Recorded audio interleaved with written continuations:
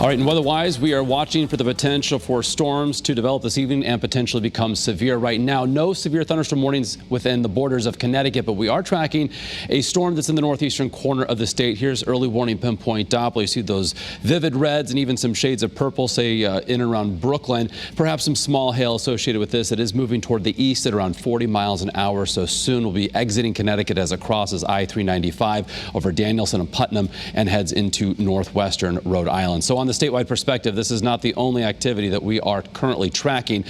South of the greater Hartford area, we are looking at areas in around Meriden, Wallingford, and Hamden. So along the Wilbur Cross Parkway, I-91. Put this into motion for you over the last 30 minutes, and you can see how it is progressing from west to east. So clearing Route 8, again going over 91 now, eventually heading toward Route 9, and that's going to continue on that eastward progression. So certainly will lead to poor visibility, potentially as well some poor drainage, flooding, or some hydroplaning concerns on area roadways, and then heavy rain also working throughout Fairfield County at this point as well. This is all heading toward the greater New Haven area. So we've got a couple areas of rain that we are tracking. Looks good for Eric Parker for his 20 towns and 20-day stop in Groton, as it will take a little bit more time for those areas of wet weather and thunderstorms to reach southeastern Connecticut. But temperatures across the state, Meriden before the rain moved in at 80, 70 for Willimantic, low to mid 70s now in the northwest hills. And notice along the shoreline, we still have a southerly component to the wind, 10 to 20 miles an hour, but the winds are beginning to switch to the west and northwest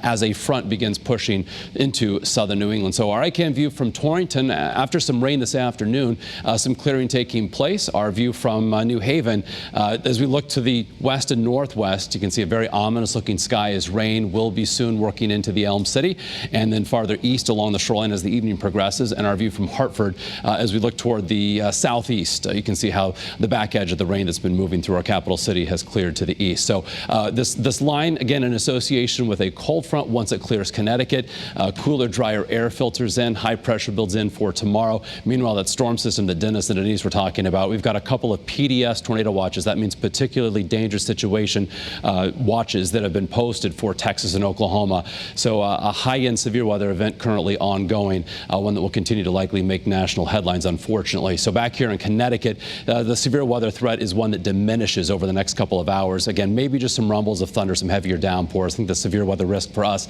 is pretty low. The front is offshore later on this evening, and then overnight skies clear, and tomorrow looking for ample sunshine. Any cloud cover in the morning gives way to clearing, and temperatures tomorrow will be quite pleasant. We'll start off in the 50s statewide, and then by tomorrow afternoon, more in line with what's considered normal for this time of year. In fact, a couple degrees below, upper 60s, low 70s, inland 70 to 72 along the 95 corridor, with a pretty brisk northwesterly wind filtering in that cooler, drier air.